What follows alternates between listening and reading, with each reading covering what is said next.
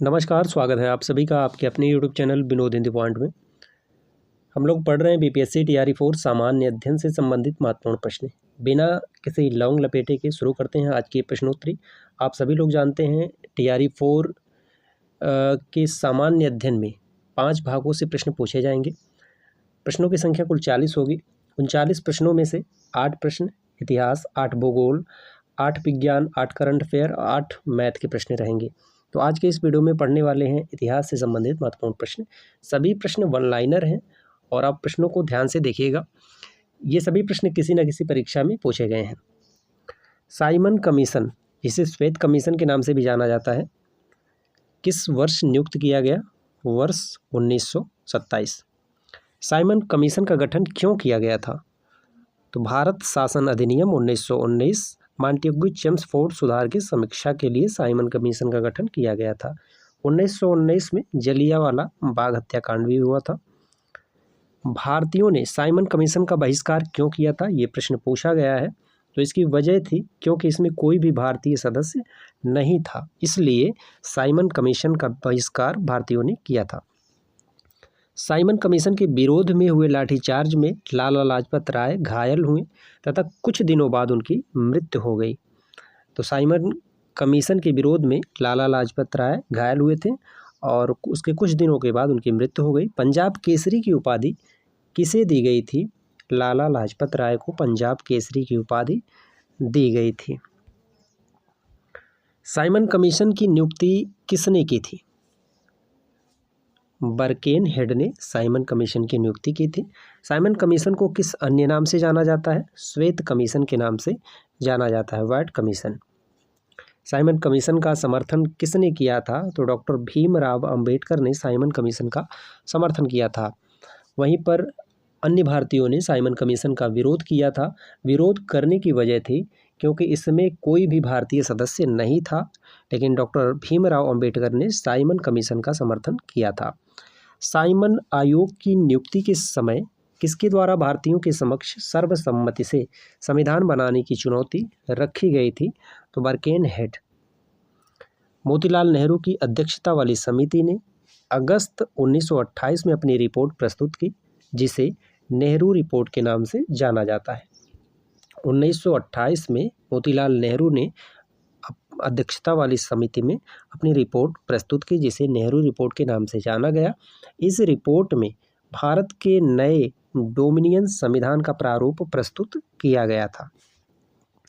अब पढ़ते हैं सविनय अवज्ञा आंदोलन से संबंधित महत्वपूर्ण प्रश्न। कांग्रेस के किस अधिवेशन में कार्यकारी कमेटी को सविनय अवज्ञा आंदोलन प्रारंभ करने का अधिकार दिया गया था? लाहौर अधिवेशन में। महत्वपूर्ण है।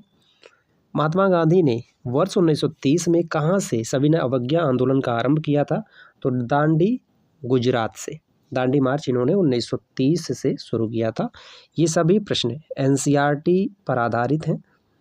सविनय अवज्ञा आंदोलन के अंतर्गत गांधी जी ने अपने 78 अनुयायियों के साथ 12 मार्च 1930 को साबरमती आश्रम से यात्रा प्रारंभ की तथा 6 अप्रैल 1930 को दांडी पहुंचकर यात्रा समाप्त की। इस यात्रा को दांडी मार्च भी कहते हैं। महत्वपूर्ण है। 12 मार्च 1930 से साबरमती आश्रम से यात्रा प्रारंभ की गई और 6 अप्रैल 1930 को दांडी पहुंचकर यात्रा समाप्त की गई। इस यात्रा को दांडी मार्च भी कहा जाता है। नमक सत्याग्रह के समय गांधी जी के गिरफ्तार हो जाने के बाद आंदोलन के नेता के रूप में उनका स्थान किसने लिया? तो अब्बास तैयब जी ने। गांधी जी ने किस विदेशी पत्रकार को दांडी मार्च के समय अपने साबरमती आश्रम में ठहराया था? Web Miller. महत्वपूर्ण प्रश्न है। वेब मिलर को दांडी मार्च के समय साबरमती आश्रम में गांधी जी ने ठहराया था।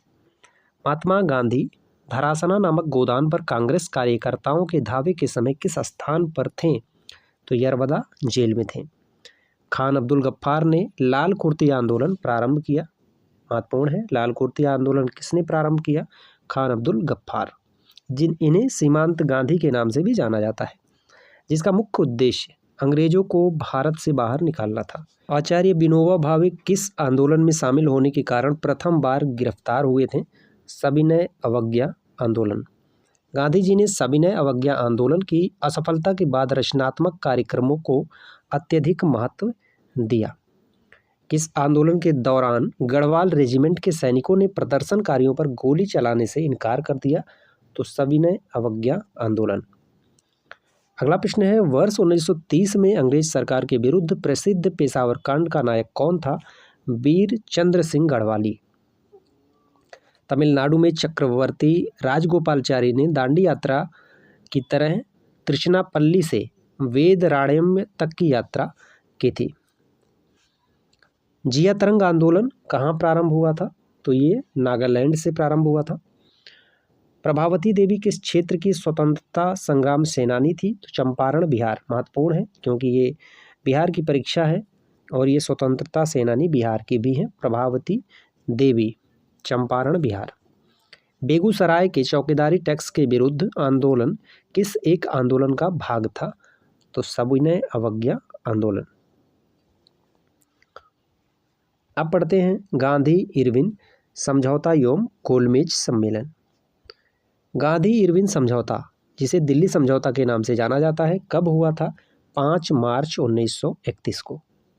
गांधी इरविन समझौते में किस आंदोलन का स्थगन किया जाना प्रस्तावित था? सविनय अवज्ञा आंदोलन।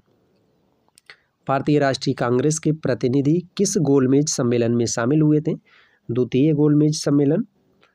द्वितीय गोलमेज सम्मेलन में भाग लेने के लिए महात्मा गांधी बम्बई से लंदन SS राजपुताना नामक जलयान से गए थे। वे लंदन के किसिंगले हॉल में ठहरे थे। द्वितीय गोलमेज सम्मेलन में कांग्रेस का प्रतिनिधित्व किसने किया था? महात्मा गांधी ने। महत्वपूर्ण है। लंदन में प्रथम गोलमेज सम्मेलन में किस भारतीय नेता ने भाग लिया था? मौलाना मोहम्मद अली ने। लंदन में संपन्न हुए गोलमेज सम्मेलन में किसने भारतीय ईसाइयों का प्रतिनिधित्व किया था? KT पाल। द्वितीय गोलमेज सम्मेलन के दौरान विंस्टन चर्चिल ने महात्मा गांधी को अर्धनग्न फकीर कहा था। ये प्रश्न कई बार पूछा गया है। महात्मा गांधी को अर्धनग्न फकीर किसने कहा था? विंस्टन चर्चिल ने द्वितीय गोलमेज सम्मेलन के दौरान अर्धनग्न फकीर कहा था। प्रथम गोलमेज सम्मेलन कब हुआ था? 12 नवंबर 1930 से 19 जनवरी 1931 तक प्रथम गोलमेज सम्मेलन हुआ था। द्वितीय गोलमेज सम्मेलन 7 सितंबर 1931 से 1 दिसंबर 1931 तक। तृतीय गोलमेज सम्मेलन 17 नवंबर 1932 से 24 दिसंबर 1932 तक। द्वितीय गोलमेज सम्मेलन किस मुद्दे पर असफल रहा? तो सांप्रदायिक प्रतिनिधित्व के मुद्दे पर द्वितीय गोलमेज सम्मेलन असफल रहा और यह जो है 7 सितंबर 1931 से 1 दिसंबर 1931 तक चला। वर्ष 1931 में भारतीय राष्ट्रीय कांग्रेस के कराची अधिवेशन के लिए किसने मूल अधिकारों तथा आर्थिक कार्यक्रमों पर संकल्प प्रारूपित किया था? पंडित जवाहरलाल नेहरू ने। किस भारतीय ने तीनों गोलमेज सम्मेलनों में भाग लिया था? तो डॉक्टर भीमराव अंबेडकर। ये प्रश्न कई बार पूछा गया है। डॉक्टर भीमराव अंबेडकर ने प्रथम, द्वितीय, तृतीय तीनों गोलमेज सम्मेलनों में भाग लिया था। गांधी इरविन समझौते के हस्ताक्षरित होने में तेज बहादुर सप्रू ने महत्वपूर्ण भूमिका निभाई थी। इरविन तथा गांधी को दो महात्मा किसने कहा था? सरोजनी नायडू ने। इरविन तथा गांधी को दो महात्मा कहने वाली हैं सरोजनी नायडू और गांधी को अर्धनग्न फकीर कहने वाले हैं विंस्टन चर्चिल। अब पढ़ते हैं सांप्रदायिक पंचांट एवं पूना पैक्ट। सांप्रदायिक पंचांट की घोषणा किसने की थी? तो रैमजे मैकडोनाल्ड ने। तत्कालीन ब्रिटिश प्रधानमंत्री ने सांप्रदायिक पंचांट की घोषणा की थी, रैमजे मैकडोनाल्ड। हरिजनों के लिए अगस्त 1932 में रैमजे मैकडोनाल्ड के सांप्रदायिक पंचांट के द्वारा पहली बार एक पृथक निर्वाचक समूह का निर्माण किया गया था। कब? अगस्त 1932 में, दलितों के लिए। महात्मा गांधी ने अपना पहला आमरण अनशन कब प्रारंभ किया था? तो सांप्रदायिक पंचांट के समय इन्होंने अपना पहला आमरण अनशन प्रारंभ किया था। महत्वपूर्ण है, सांप्रदायिक पंचांट के समय।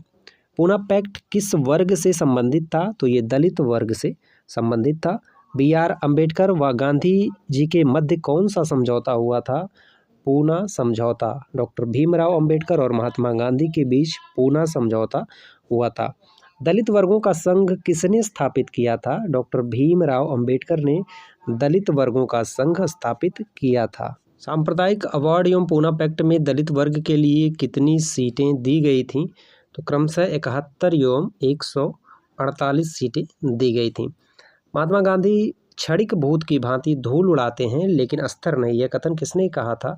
डॉक्टर भीमराव अंबेडकर ने। महात्मा गांधी क्षणिक भूत की भांति धूल उड़ाते हैं लेकिन अस्तर नहीं, डॉक्टर भीमराव अंबेडकर का कथन है। वर्ष 1932 में पूना पैक्ट के बाद महात्मा गांधी ने ऑल इंडिया अनचेरेबिलिटी लीग की स्थापना की। बाद में उसका नाम बदलकर हरिजन सेवक संघ कर दिया गया। इसके प्रथम अध्यक्ष कौन थे? घनश्याम दास बिड़ला। हरिजन सेवक संघ के प्रथम अध्यक्ष घनश्याम दास बिड़ला थे। पूना समझौता के बाद महात्मा गांधी जी ने दलितों के उत्थान के लिए किस संस्था की स्थापना की थी? हरिजन सेवक संघ की स्थापना की थी। वर्ष 1936 में इंडिपेंडेंट लेबर पार्टी का गठन किसके द्वारा किया गया? तो डॉक्टर भीमराव अंबेडकर के द्वारा इंडिपेंडेंट लेबर पार्टी का गठन किया गया वर्ष 1936 में। दलित समुदायों को सर्वप्रथम हरिजन शब्द से किसने संबोधित किया? महात्मा गांधी ने। महत्वपूर्ण है, दलित समुदायों को सर्वप्रथम हरिजन शब्द से किसने संबोधित किया? महात्मा गांधी ने। इनकी एक प्रसिद्ध पंक्ति है महात्मा गांधी की, यदि हरिजन के छू लेने से मंदिर का कल्याण नहीं तो यही कहूँगा मंदिर में बस पत्थर है भगवान नहीं। तो आज के इस वीडियो में हमने पढ़ा इतिहास से संबंधित कुछ महत्वपूर्ण तथ्य। अगर आप भी BPSC TRE 4 की तैयारी कर रहे हैं तो आपके लिए यह चैनल बहुत ही महत्वपूर्ण है। इससे संबंधित वीडियो आप लोगों के बीच बराबर आती रहती है।